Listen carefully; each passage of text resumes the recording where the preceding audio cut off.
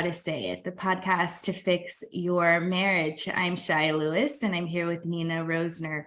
Our mission is to help you, Christian married man or woman, navigate conflict and build connection so you can have a thriving marriage. Today, our topic is what to say to inspire reciprocity. So reciprocity is defined as the practice of exchanging things with others for mutual benefit.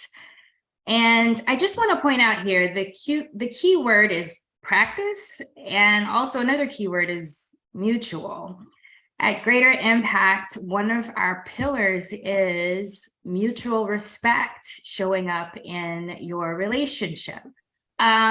If you think about relationships, whether they're personal or business, usually there's something to gain on both sides, some sort of mutual benefit.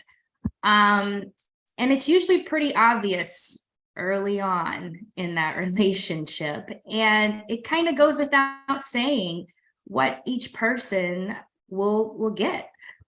What happens over time is sometimes we get distracted, we get complacent, we get busy, and one person ends up not holding up their end of the bargain. And reciprocity, as a result, is affected. So, Nina, I'm curious, have you ever experienced an imbalance in reciprocity in your relationships? No, all of mine are perfect. That was a joke. That was a joke. Of course, like everybody's experienced this. And what we're not talking about today is the seasons of life that we go through where, like one spouse has a health condition or has a new job and it's really, a lot of hours, a lot of stress, but it's a season, right? New baby, like, hello, husband never sees his wife because she's nursing like all the time. And when she's not, she's touched out. Like that's a normal thing. It's a season. But if you're in a relationship where it's not a season, like this is how it is, that's different. And I think that's what we're talking about today. Yeah, that's exactly what we're talking about today. And I think it's more common than people are willing to admit. So today, what we want you to walk away with is the what to say when this thing happens. If you don't do this well, you might end up becoming resentful, which can turn into bitterness. And ultimately, you move from one frustrated person to two frustrated people. All right. So I remember when I first got engaged, how there was a premarital process. And I know this is pretty common in churches where you kind of go talk to a pastor or some sort of counselor where you sit down and you discuss, hey, what am I getting into basically? And what does God have to say about it? And the goal is to prepare both people, right? For what is really a serious commitment. And I remember one of the classes or the sessions involved deciding who would do what, right? Who would get this chore, who would get that chore, who would do this thing and that thing when it came to making decisions. And at the time, I remember feeling excited because, I'm just naturally like organized in my thinking. So I was all about it in the beginning. Well, shortly after the honeymoon, things changed and life set in, and, work and school and other things got in the way of what we had planned, right? Our lives to look like. And I just think that is all too common with a lot of married folks, if you've been married longer than 5 minutes. And so I'm just wondering about that and if there's anything that can be done, really, because I feel like some of this is just human nature. It's just life. It's not going to go as planned, or if it can be prevented. on some level. What are your thoughts? Yeah. So I think it's hilarious because everybody that goes through premarital counseling says the same thing in like a couple stages. When they're in it, it's so wonderful and Mm-hmm. so exciting and gonna help so much. And they're Mm-hmm. and then they get married and then they're like, wow, this is not what I expected. And then on top of that, the limerence feeling wears off, and Right. hopefully they expected that. I didn't know that was a thing. So that caught me off guard. And Mm-hmm. that was a hot mess. And then on top of that, you have life plays out differently than you think it's going to. You Right. cannot prepare. And if you've watched a lot of Disney movies, you prepared in the wrong way. Because you have expectations, which is the fertile ground of future resentment when we have those kind of things. Yeah, so everybody gets surprised. Like you can't predict how it's going to go with a new baby until you actually have one. Yeah, life's a little bit shocking, even if you think you know, you don't till you do. Yeah, and I think about how many books have been written around that in the new baby phase, and how this is how much time the baby should spend with you at night, and how you should rotate with your spouse in doing the all-nighters. And it just never really goes that way. Mm-hmm, Especially mm-hmm. you get to baby 2 or 3. It actually got worse when I think about it. We didn't follow any rules after baby number 1.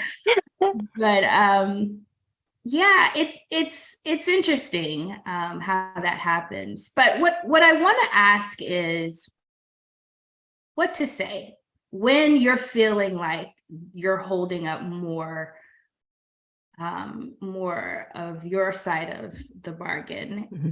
and your partner isn't. How do we address those sticky situations? Because sometimes we're not looking at it right. Sometimes our lens is off because we're tired, and in actuality that person is doing their part, or they're doing something else that's helpful, and we need to fix that. But there are times where, yeah, you're spending every night doing Mm-hmm. the heavy lifting. Mm-hmm. What do we say? Yeah, well, first of all, we need to own our piece in that. Because if we go into it, any conversation with a victim's mindset and blaming the other person for the way things are, we're setting everything up to fail. So we need to look at this and go, okay, yeah, I'm carrying most of the load. Why is that? Like, how Mhm. have I contributed to this? Oh, then in my case, I was terrible at asking for help. And I expected my husband to be able to read my mind. And no, like that's just not a thing. And women need to understand we're always going to have different standards of housekeeping than men are. Like, don't buy a bunch of stuff because you're just going to take care of it later. For real. There are different standards there.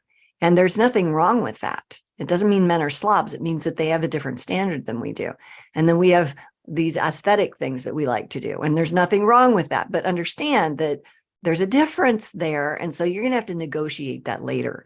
And most men are reasonable, at least the ones that I encounter, even the ones that don't behave well in their marriages. They're reasonable people. If they understand what it is they're supposed to do and why they're supposed to do it, most of the time they'll do that.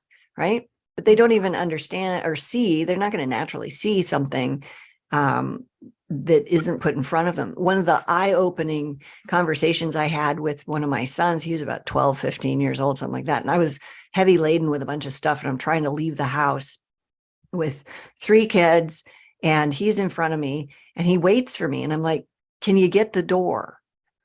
And he's just standing there. He's like, oh, okay. And he opens the door. And I'm thinking, are you kidding me? Like, how did you not know that I couldn't get the door? I'm overloaded with stuff, carrying all that. And yeah, I have to ask for that.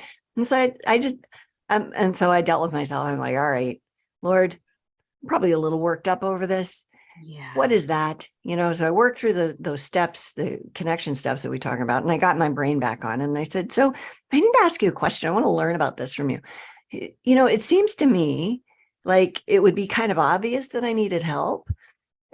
so why didn't you just open the door for me? And he said, well, so you're pretty independent, and men don't offer to help other men because it communicates, I don't think you can handle this. And he said, so I wasn't going to offer, because I thought that would be demeaning to you. I said, well, let me tell you something.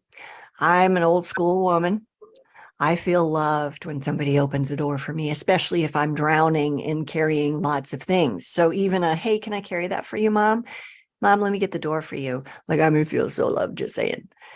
He's like, oh, are all women like this? I said, I'd like to believe that to be true, but it isn't, is it? And he goes, no. And he recanted a story about how he was at a camp, and there was a gal who was about his age, 13 years old, something like that, walking in to a building, and she was heavy laden. She had a guitar case in one hand and a bunch of books in the other. There was no way she could open the door without setting her guitar case down.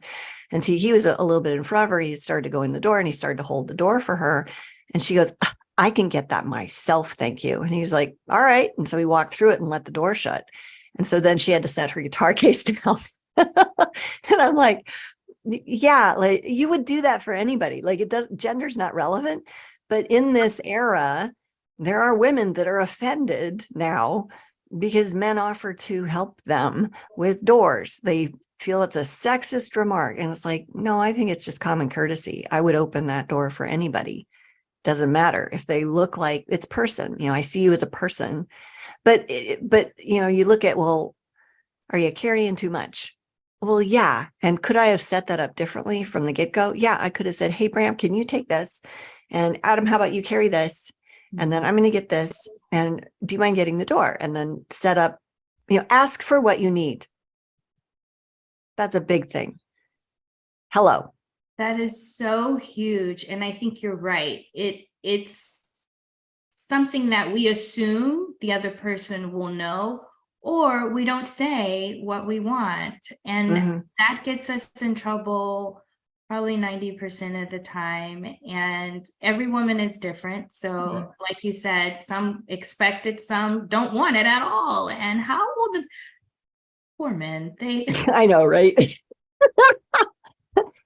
they don't know what to do. And I think that's great advice for the what to say. Yeah. And then let's say poor women too, because there's some girl in our audience going, are you kidding me? I have to ask. Any idiot would be able to look at me and see this. And I've already said, I need help. I'm supposed to ask again. And I'm going to say yes. And here's why.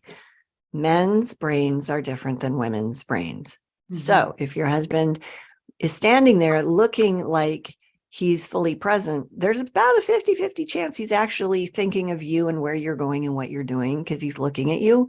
There's also a good chance that he's actually thinking about the conversation he had with one of his employees, or Joe at work, or that hamburger that was on the billboard as he was driving home from work, or, is he going to go have a beer with the guys after the ball game? Like, who knows what his mind is doing? But if you assume it's present with you 100% of the time, that's pretty narcissistic. That's pretty selfish. And then you're going to be disappointed, girl. Like, just saying, going to be disappointed because the universe doesn't revolve around us. And our brains are different. Men have brains that are like boxes. You open up a box, they look in that box, and here's the box that we're in. Okay, we're in the relationship box. I can do that. So if you start talking about your Aunt Sisty and, or Christy, and you're like, and then she saw my sister and we went over here, he doesn't know what we're doing now. You've just lost him, and he gets his glazed over look. So you got to say, okay, I'm going to shift gears on you now. We're going to talk about, my visit to the doctor and who I saw. And he'll be like, okay, cool. And he'll close the relationship box and he'll pull down the doctor box. And so you still may have him confused, but at least he's trying, right? Women, we see 15 things all at the same time. Yes. It's all right there. And to have the expectation, it's like asking your cat to greet you at the door with barking every time you come back and be just overjoyed that you've returned. They're not dogs. They're not going to do that. Men are not women. They're not going to do that. And the other piece of this is men can, because nobody hates this, but we have a joke in our house. And the joke is something like, my uterus is a tracking device because I know where everything is. people ask me, hey, have you seen my? And the answer is yes. It's next to the blah, blah, blah on the counter by the toaster. Like Yeah. for real. Why is that? Because my brain works differently. Yeah. So, but here's the thing. And my husband has several pairs of glasses. I can't, those are details for me. I can't keep which pair is for what. And he's got them for computer, for reading, for driving, for, I don't, have you seen my glasses? Well, which ones and what do they look like? Like I've seen glasses, but I don't know if they're the ones you're looking for, right? So I fail miserably in that department, but he knows that I usually know where everything is. So he might ask that. So if I do too much of that, and so I'm happy I have a space that I fail in because he doesn't expect me to be his mother, you know? But if I do too much of that, then, people don't need to be self-sufficient. This is huge because I don't think we have the awareness around what you just explained, the whole brain difference thing and what is intuitive to men and what is intuitive to women. I think that is like half the battle. Like the fact that so many people get angry because their spouse isn't doing what they think they should do is attributed to that thing right there. And I'm so glad you gave those illustrations because it just beautifully demonstrates how we need awareness. Like if you're one of those people that you're not getting reciprocity, it could be because hey, some things are just we're wired differently. And that's an easy fix. There's really not a whole lot to it other than just acknowledging, oh, this person is different. They're probably not thinking the way that I'm thinking. Let me bring awareness to the situation instead of sitting there stewing over it or, Yeah. One of the things that is super common. Matter of fact, I had a conversation with somebody today about this. She was complaining. My husband doesn't lead. He doesn't initiate anything. And she also was telling me earlier about how she's trying to stop yelling at him and she criticizes him too much. She knows that. And and I said, well, what would happen if he did? And she goes, well, he's tried and he's not very good at it. And I said, that right there. So first of all, stop leading everything yourself. Okay. Do what you're going to do for you and stop expecting him to be the one to instigate it. But then on top of that, create a safe space, because if he's going to try something and just be criticized for it, why would he try? So if you're tired of leading, stop trying to lead both people. And, the whole, how do you do that? I mean, that's a whole other podcast, but the point is that we teach other people how to treat us, and we create environments and relationships that facilitate the ease of expectation for other people. And so why would he step up to the plate if he knows I'm going to get criticized and she's just going to do it anyway, or she's going to do it over anyhow? So there's some other pieces in there, and then that could be either gender, right? Right. Yeah. So lots of let's look at ourselves first, and then let's ask for what we need. Hey, honey, I'd really like it if you'd be home by 7 so that, I ask my husband to do this stuff all the time because I work nights a couple times a week, once in a while. And it's like, hey, we've got this new puppy. I have to ask because he has a life. Does it work for you Tuesday night at 7 to da-da-da? He's like, yeah, sure, I can make that happen. He stayed home last night with the dog, and one of our dogs is sick, so that I could go do a thing with a girlfriend. So you got to ask, though. Yeah. You got to ask. Gotta ask. Well, there you have it. This is very simple, one of our more easier resolutions, I would say, in all the things that we deal with. So hopefully this was helpful to you today. Just to summarize really quickly, if you're not getting reciprocity in your relationship, first thing to do is own your piece of that. Why are you carrying so much? Ask yourself that question. Don't expect your spouse to read your mind. They're wired differently than you are. Men think differently than women. We need to help them. They need to help us. And if you're emotional about it, work through the steps. We talk a lot about that at Greater Impact, and that is one of the key ways to showing up as your best self in challenging conversations. Don't assume. Ask for what you need. Ask for what you need. Ask for what you need. I can't say that too many times. And then, if you're leading in an area, try letting the other person lead and see what happens. You might be surprised. So what will you do with the information you have today? We invite you to check out our website, greaterimpact.org. We have a free PDF you can download called 5 Tools for How to Stop Walking on Eggshells. We also have episodes on this channel you can check out with more information. And if you're interested in taking even another step up, we have an e-course that you can sign up called Strength and Dignity. It's online, and if you go to our website, you'll be directed to that as well. We hope you enjoyed today's episode, and we can't wait to see you next time. Thanks for joining.